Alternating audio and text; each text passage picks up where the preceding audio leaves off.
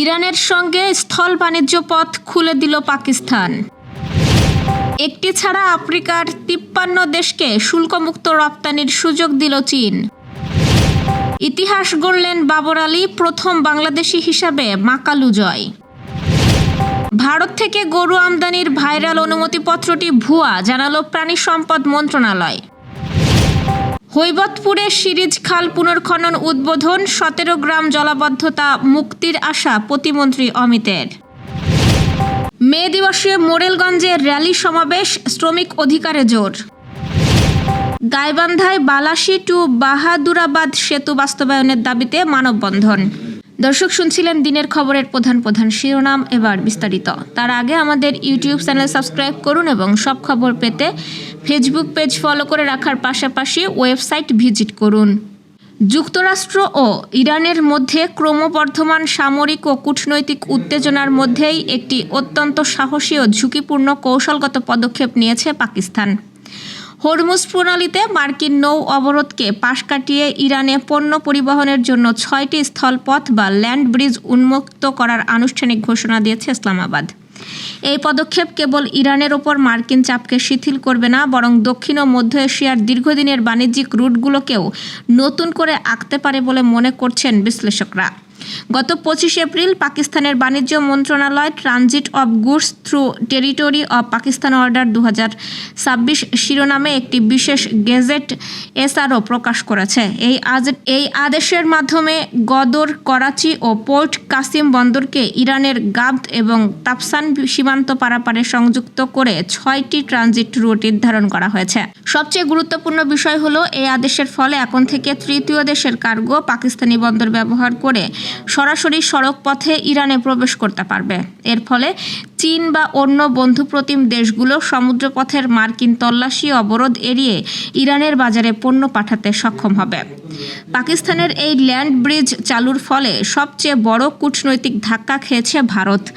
গত 2 দশক ধরে ভারত ইরানের চাবাহার বন্দর উন্নয়নে বিপুল বিনিয়োগ করেছে, যার মূল লক্ষ্য ছিল পাকিস্তানকে এড়িয়ে সরাসরি ইরান, আফগানিস্তান ও মধ্য এশিয়ায় প্রবেশ করা। তবে বর্তমানে মার্কিন অবরোধ চাবাহার বন্দরকেও অচল করে দিয়েছে। এর ফলে ভারতের কৌশলগত বিনিয়োগ এখন অনিশ্চয়তার মুখে। এই সংবেদনশীল সিদ্ধান্ত নেওয়ার আগে পাকিস্তান ওয়াশিংটনের সঙ্গে কোনো আনুষ্ঠানিক আলোচনা করেনি। তবে অবাক করার মতো বিষয় হলো, মার্কিন প্রেসিডেন্ট ডোনাল্ড ট্রাম্প এই ল্যান্ড ব্রিজ সম্পর্কে অবগত থাকলেও এখনও পর্যন্ত কোনো কড়া পদক্ষেপ নেননি। আফ্রিকার সবচেয়ে বড় 20টি অর্থনীতির দেশের জন্য শুল্কমুক্ত আমদানির ঘোষণা দিয়েছে গণচীন। এর মাধ্যমে আফ্রিকার 54টি দেশের 53টি দেশই এখন চীনের বাজারে শুল্কমুক্ত রপ্তানির সুযোগ পাবে। আগামী 2 বছরের জন্য আফ্রিকার দেশগুলোকে চীনের বাজারে শুল্কমুক্ত প্রবেশাধিকার দেওয়া হয়েছে। শুক্রবার থেকে এই শুল্কমুক্ত সুবিধা কার্যকর হয়েছে বলে সংবাদ প্রকাশ করেছে সিজিটিএন। আফ্রিকার যেসব দেশ চীনের এই শুল্কমুক্ত সুবিধা পাবে সেগুলো হচ্ছে দক্ষিণ আফ্রিকা, মিশর, নাইজেরিয়া, আলজেরিয়া ও কেনিয়া সহ আফ্রিকার শীর্ষ অর্থনীতিগুলো। এর আগে চীন 33টি অপেক্ষাকৃত দরিদ্র আফ্রিকান দেশের জন্য শুল্ক তুলে নিয়েছিল। ফলে এখন আফ্রিকার 54টি দেশের মধ্যে 53টি দেশ এই সুবিধা পাচ্ছে। শুধু ইসওয়াতিনি দেশটি চীনের এই শুল্কমুক্ত সুবিধার বাইরে রয়েছে। এই দেশটি সুবিধা না পাওয়ার মূল কারণ একমাত্র আফ্রিকান দেশ যা তাইওয়ানের সঙ্গে আনুষ্ঠানিক কূটনৈতিক সম্পর্ক বজায় রেখেছে। বাংলাদেশের পর্বতারোহণ ইতিহাসে আরেকটি গৌরবময় অধ্যায় যুক্ত করলেন বাবর আলী। তিনি বিশ্বের 5ম সর্বোচ্চ পর্বতশৃঙ্গ মাউন্ট মাকালু সফলভাবে জয় করেছেন। আজ ভোর 5:45 হিমালয়ের দুর্গম ও বিপজ্জনক এই শৃঙ্গ চূড়ায় পৌঁছে তিনি লাল সবুজের পতাকা ওড়ান। প্রায় 8.5 ঘন্টার কঠিন আরোহণের মাধ্যমে তিনি এই সাফল্য অর্জন করেন। এই অর্জনের মাধ্যমে বাবর আলী প্রথম বাংলাদেশি হিসেবে বিশ্বের 14টি 8,000 পর্বতশৃঙ্গের মধ্যে 5টি জয় করার অনন্য রেকর্ড গড়লেন। এর আগে তিনি এভারেস্ট, লোতসে, অন্নপূর্ণা 1 এবং মানাসলু শৃঙ্গ জয় করেন। পর্বতারোহণ বিশেষজ্ঞদের মতে মাউন্ট মাকালু অত্যন্ত চ্যালেঞ্জিং একটি পর্বত, যা গ্রেট ব্ল্যাক ওয়ান নামেও পরিচিত। প্রতিকূল আবহাওয়া ও খারাপ ভৌগোলিক গঠনের কারণে এই শৃঙ্গ জয় করা অত্যন্ত ঝুঁকিপূর্ণ। নিরাপদে বেস ক্যাম্পে ফেরার পথে রয়েছেন বলে জানা গেছে। তার এই অর্জনে দেশের পর্বতারোহণ অঙ্গনে নতুন উদ্দীপনা তৈরি হয়েছে। সামাজিক যোগাযোগ মাধ্যম ও বিভিন্ন অনলাইন প্ল্যাটফর্মে সম্প্রতি ভাইরাল হওয়া ভারত থেকে গবাদি পশু আমদানির অনুমতিপত্রটিকে ভুয়া বলে জানিয়েছে মৎস্য ও প্রাণী সম্পদ মন্ত্রণালয়। আজ শনিবার এক সংবাদ বিজ্ঞপ্তিতে মৎস্য ও প্রাণী সম্পদ মন্ত্রণালয়ের তথ্য ও জনসংযোগ কর্মকর্তা মামুন হাসান এই তথ্য জানিয়েছেন। বিজ্ঞপ্তিতে মৎস্য ও প্রাণী সম্পদ মন্ত্রণালয় বলেছে, সম্প্রতি সামাজিক যোগাযোগ মাধ্যম ও বিভিন্ন অনলাইন প্ল্যাটফর্মে প্রাণী সম্পদ অধিদপ্তরের নামে ভারত থেকে গবাদি পশু আমদানির একটি অনুমতিপত্র প্রকাশ ও প্রচার করা হচ্ছে। অনুমতিপত্র ভুয়া, বিভ্রান্তিকর এবং উদ্দেশ্য প্রণোদিতভাবে প্রস্তুত করা হয়েছে। এই অনুমতিপত্রের সঙ্গে প্রাণী সম্পদ অধিদপ্তরের কোনো ধরনের সরকারি অনুমোদন, নথি কিংবা প্রক্রিয়ার সামঞ্জস্য পাওয়া যায়নি বলেও বিজ্ঞপ্তিতে উল্লেখ করা হয়েছে। বিজ্ঞপ্তিতে আরও বলা হয়েছে, অনুমতিপত্রটি অধিদপ্তর ইস্যু করেনি। এতে ব্যবহার হওয়া তথ্য, নম্বর ও সাইটগুলো যাচাইযোগ্য নয়, তাই এটি কোনো বৈধ আমদানিপত্র হিসেবে বিবেচিত হবে না। জনগণ, ব্যবসায়ী ও সংশ্লিষ্ট সবাইকে এ ধরনের অসত্য ও বিভ্রান্তিকর তথ্যের উপর ভিত্তি করে কোনো সিদ্ধান্ত না নেওয়ার আহ্বান জানিয়েছে মৎস্য ও প্রাণী সম্পদ মন্ত্রণালয়। যশোরের শার্শা উপজেলার উলাশী খাল পুনর্খনন কাজ উদ্বোধনের মাত্র 5 দিনের মাথায় এবার শুরু হয়েছে আরেকটি গুরুত্বপূর্ণ খাল পুনর্খনন কার্যক্রম। আজ যশোর সদর উপজেলার হৈবতপুর ইউনিয়নের শিরিষ খাল পুনর্খনন কাজের আনুষ্ঠানিক উদ্বোধন করা হয়েছে।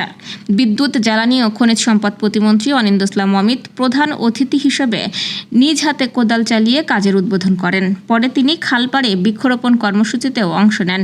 উদ্বোধনী অনুষ্ঠানে প্রতিমন্ত্রী বলেন, বিএনপির নির্বাচনী অঙ্গীকার অনুযায়ী খাল পুনর্খনন কর্মসূচি বাস্তবায়ন করা হচ্ছে। সরকারের দায়িত্ব গ্রহণের পর প্রধানমন্ত্রী তারেক রহমান সারা দেশে 20,000 কিলোমিটার খাল পুনর্খননের উদ্যোগ নিয়েছেন।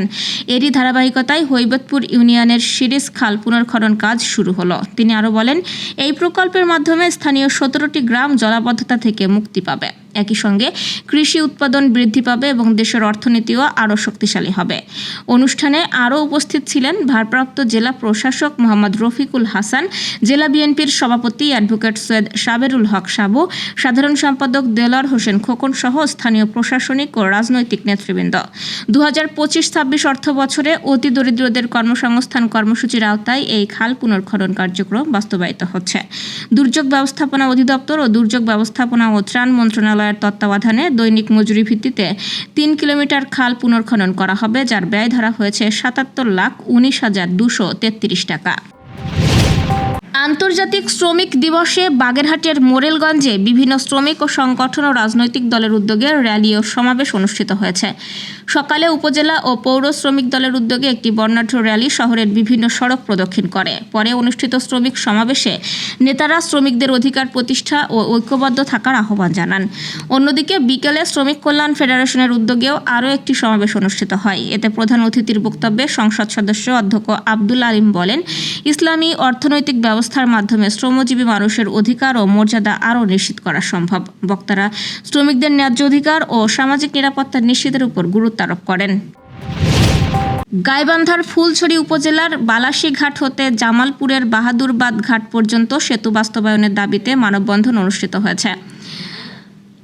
শুক্রবার বিকেলে উপজেলার বালাসী ঘাট এলাকায় সচেতন নাগরিক সমাজের আয়োজনে সেতু বাস্তবায়নের দাবিতে এই মানববন্ধন অনুষ্ঠিত হয়। মানববন্ধনটিতে একাত্মতা ঘোষণা করে জেলার বিভিন্ন রাজনৈতিক, সামাজিক, ব্যবসায়িক, সাংস্কৃতিক, স্বেচ্ছাসেবী সংগঠনের নেতাকর্মী সহ হাজার হাজার সচেতন নাগরিক অংশ নেন। বক্তারা বলেন, সেতুটি বাস্তবায়িত হলে রাজধানী ঢাকার সাথে উত্তরের 8 জেলার যাতায়াতের সময় ও খরচ কমবে, উন্নত হবে যোগাযোগ ব্যবস্থা, কৃষি, শিক্ষা ও স্বাস্থ্য খাতে আসবে নতুন গতি।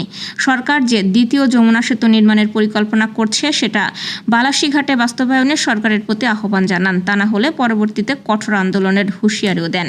দর্শক, এই ছিল দুপুরের আয়োজন। সন্ধ্যার খবর দেখার আমন্ত্রণ রইল। এতক্ষণ সাথে থাকার জন্য ধন্যবাদ।